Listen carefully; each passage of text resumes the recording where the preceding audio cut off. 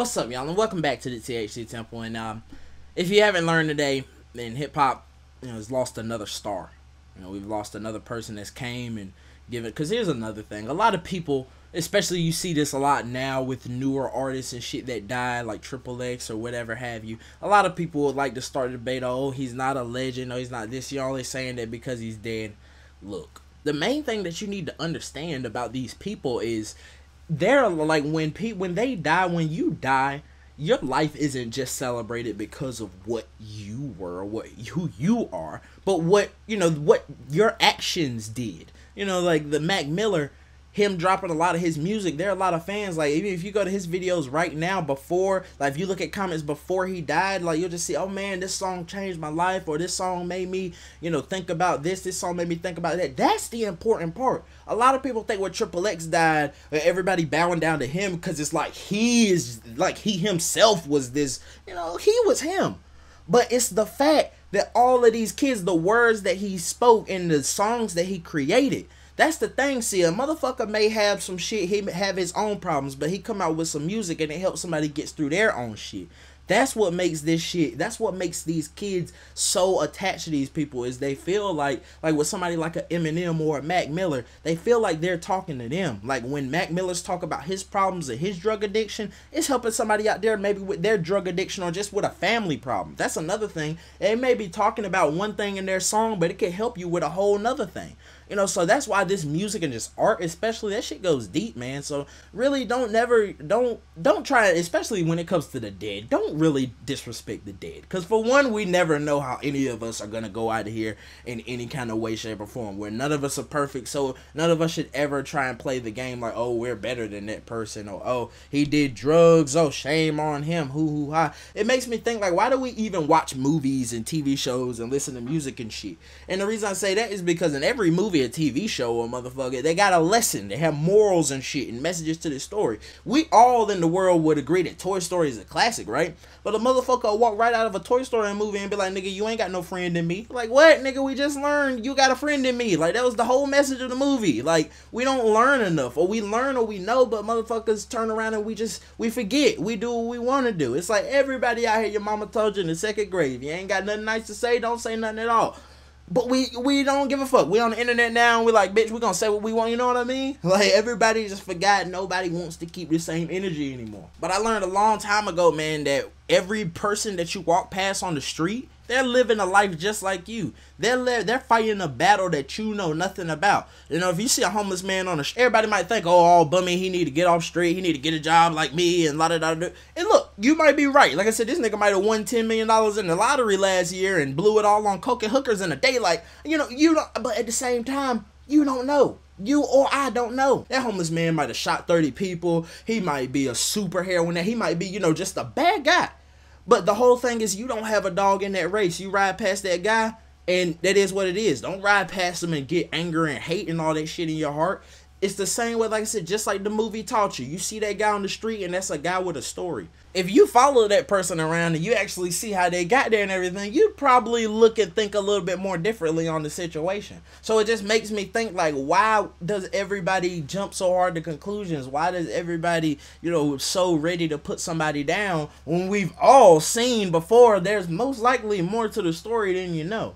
Either way, I found out about Mac Miller back in 2010 or 11, whenever he dropped the Best Day Ever mixtape, because it shut down a whole website that I was on. I was trying to download like an old Gucci Mane mixtape or something off livemixtapes.com, and he shut down the whole website. At first, I see big banners just talking about Mac Miller new mixtape dropping today, y'all, exclusive type shit. I'm like, man, I don't give a fuck about this shit. Like, look, corny as that Best Day Ever. What the fuck is this, SpongeBob, nigga? Like, I don't give a fuck about this. Like, and then, like I said, after seeing the website and shit shut down, they get 500 billion downloads. I'm like, let me check this dude out. He might be on to a little something. And I checked out that first song, the Best Day Ever track, and it just, like, I was sold already. Because for one, I like that feel-good hip-hop type shit. And that's pretty much all Mac Miller made, especially during his beginning stages, but mainly throughout his life, he made some music where either he was talking about his issues and problems, or he was talking about, just life and shit, how beautiful shit is. Like, the song that it really sold me, because Best Day Ever sold me, and that's mainly because it has the lyrics up there, no matter where life takes me, find me with a smile.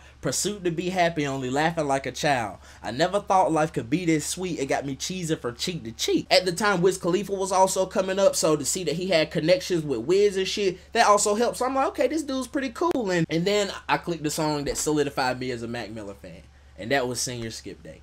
And dude, that was just my shit. And like cream cheese and a bagel, like it was just so cool. And at the same, because I think I was a freshman at high school at that time, so you know, hearing a song talk about Senior Skip Day, we just gonna skip the day, smoke weed, and play Call of Duty, y'all, and drink Kool-Aid. Like that shit sounded like the fucking, you know what I'm saying? That sounded like the bee's knees to me, you know. So I always respected Mac Miller from the go, man. Just always his style, how he was the cool, laid back kind of white kid, like.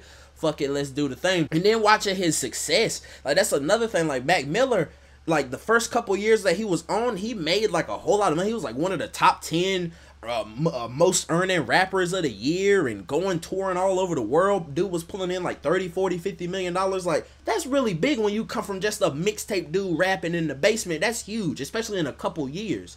So I remember, you know, just watching all of his success, and then I remember seeing a point where you could tell it was getting to him. And me personally, I love rappers, artists. I love their second album. Because their second album, like for example, like Kid Cudi's Man on the Moon 2. People love Man on the Moon 1. I love Man on the Moon 2, because Man on the Moon 2 is where you start to hear, because the artist's first album, that's when it happened, like, yeah, I just got signed, I ain't in the Roachfield apartment no more, yeah, you know, so I can finally pay my grandmama that $25 that I borrowed for a bag of weed 2 years ago, you know what I'm saying? They feel good as hell off that first album. That second album is when all the stress and shit start getting to them. But they're still rich, you know what I'm saying? They still have a little money, but it's more stress. You know how they say more money, more problems? So a lot of times on an artist, especially a rapper, their second album, you just hear them get really...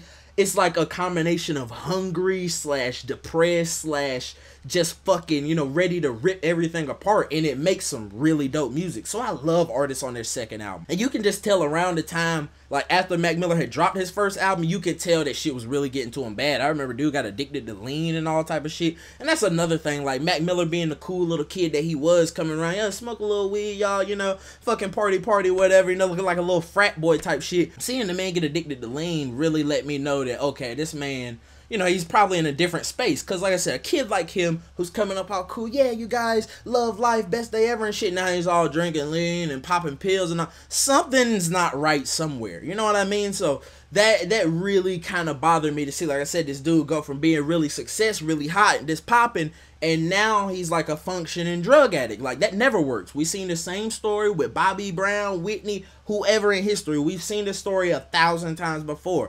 The talented, super talented artist who has a lot of money coming in, but they also have a drug addiction and just underlying mental problems that's, you know, just gonna end up hindering them. You know, or probably end up leading them to an early death. And then I remember the things when I started to see everything going down, like with Ariana Grande, and I remember when they were breaking up and shit, people were picking at them and talking about, oh, there was like rumors about Big Sean and shit. I think he had some nudes leaking. People like, oh man, Big Sean got a fucking arm, dick, and all type of shit. Oh, and we see now why she left Mac Miller and all type of shit. Now at the end of the day, jokes is jokes, right?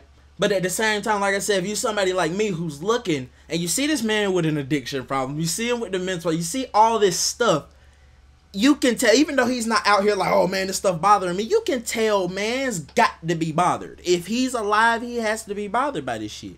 And then, especially what was the icing on the cake, when I saw like a few months ago, he got involved in like a drunk driving accident.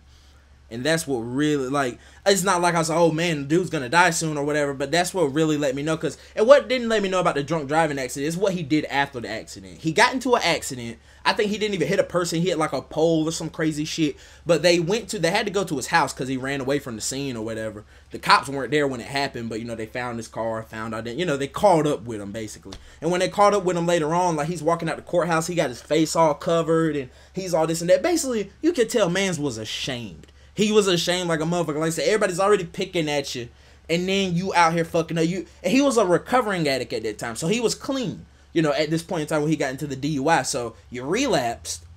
Everybody's already, you know, on your ass because, you know, things don't look too good in your life. Like, you're not the biggest rapper no more. Your girlfriend out here, you know, she dating everybody else except you now. And then, like I said, on top of that, you know, now you're getting into an accident when you're supposed to be clean.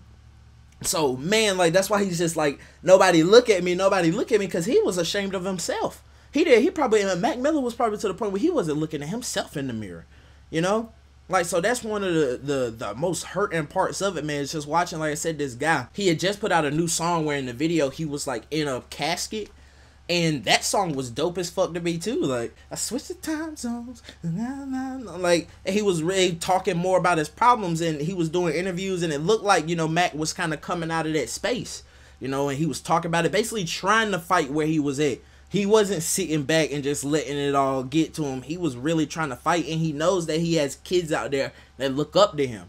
That's another thing. When you're somebody who you have kids that look up to you, and like I said, he came out talking about, you guys, this is the best day ever. You know, believe in yourself, be happy, you know, always stay true. So when you're not feeling so true about yourself, when you're not, you know, when you're not living the way you've been preaching all these kids, man, you feel fucked up.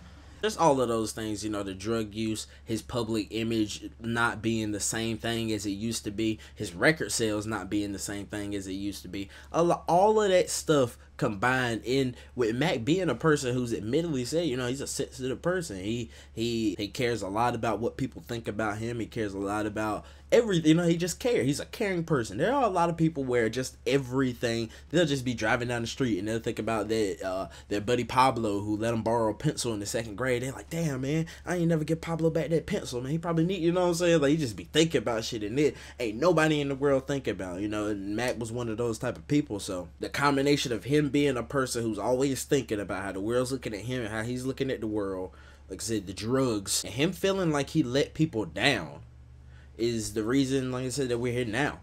Because that has to, that last one, like I said, that's the main important one, letting people down. Because like I said, when you're somebody who the kids look up to, and you know, he sold thousands of millions of records, and kids all over the world say, oh man, we look up to you, Mac, dude, you make us, y'all make you inspire me to do this, do that, you're such a great person. And this is what some fan in Belgium across the world is telling you, but you got text messages in your phone, you know, from your actual family telling you that you're not a good person, and you need all types of help, and you need, you're deteriorating and everything, and your family may be right, you know, because you're addicted to drugs, and you're going downhill. But at the same time, you're listening to these fans that's telling you, oh man, your song that you made about addiction, it really helped me get through, and XYZ. So it kind of even creates this nasty attitude where like, oh man, well at least my shit is working for somebody, you know what I'm saying? So at the end of the day, man, it's a pressure. You know, it was a pressure, and it's always going to be pressure in life.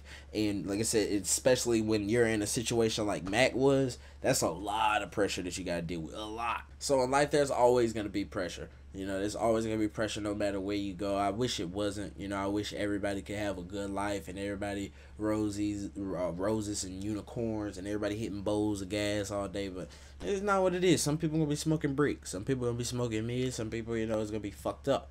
You know, it's just what it is. That's life. You know, so when you're playing, that's the thing. When I say it all the time, man, if you got blood going through your veins, you got bones in your body, everything is good. Like, everything ain't necessarily the best and greatest, but you just know that, hey, you're here. Every day is a chance to make shit better, man. And don't ever take that shit for granted. Don't ever take, you know, the fact that each day is a chance to make your life amazingly better.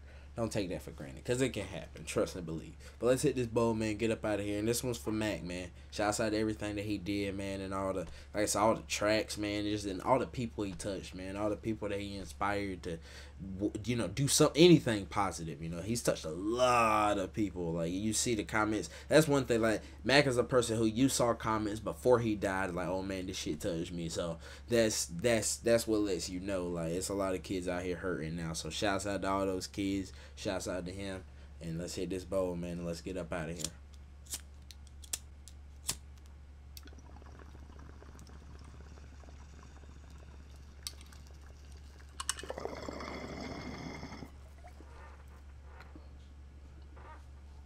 That one's for Mac.